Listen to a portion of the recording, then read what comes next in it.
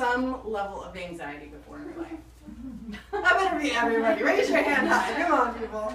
How many of you have experienced anxiety in some sort of negative fashion? Or maybe you've seen someone experience some sort of anxiety in some sort of negative way. Yeah, that's everyone.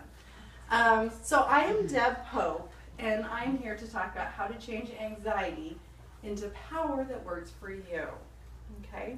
And first off, I want to thank you for being here. I know it's not easy getting out of your house when you've had a long day of work or kids or all sorts of things that you've been busy with. So I appreciate you coming out here. I really think that we're going to have a good use of our time here.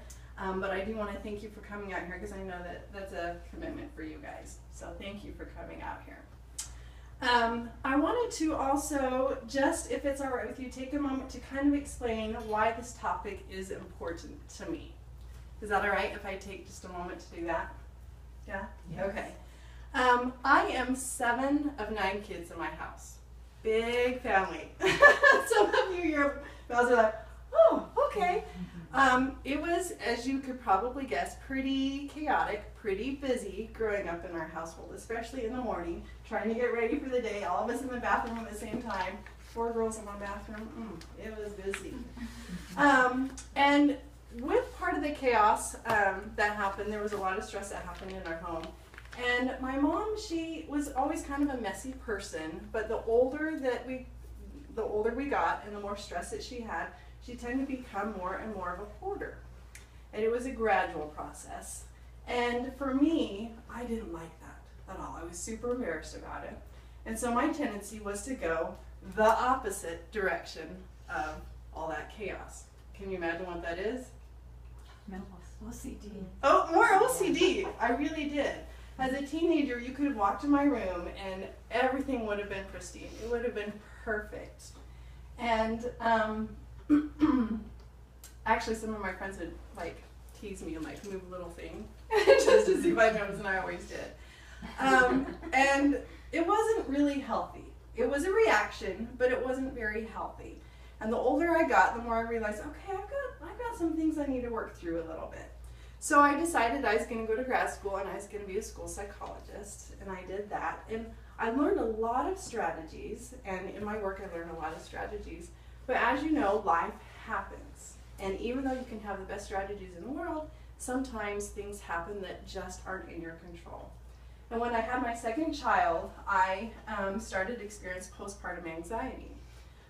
My son had a medical condition that we just didn't know what was going on with him. He just whimpered all the time.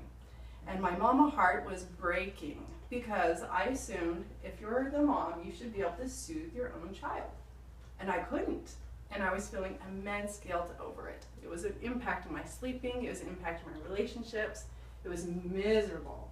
So of course I went to my doctor and said, I have postpartum anxiety, give me meds. He gave me meds, and then soon after a while we figured out my son had the medical condition, so we got him squared away. And once he got on his medication and things got squared away, then I could get off the anxiety medicine, and I started to get better myself. So as you know, life happens. Even if you have all the best strategies in the world, it can impact you. Another reason why this topic is so personal to me is my family and Mark's family, Mark is my husband, our genes just allude to some anxiety as well. Mark has a sister who she can barely leave the house because the anxiety is so substantial. He has another sister who really, it's taken her years to learn how to drive because she has so much anxiety about driving a car and that possibility of getting in a car accident. And Mark hasn't had anything substantial anxiety-wise until his mom got diagnosed with pancreatic cancer, and he started having panic attacks.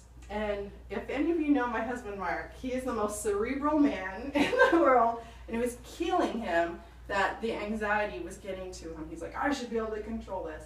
Well, again, life happens, and you learn new strategies with each wave that life happens. So that's just a little to let you know why this is important to me, why this is such a personal topic. And I'm not sharing it to make you feel pity on me or anything like that. I share this because all of us have had a moment or maybe several moments in our life where we have had some anxiety. And this is a time tonight that is sacred, that we all together are experiencing this time together that we can learn how to heal.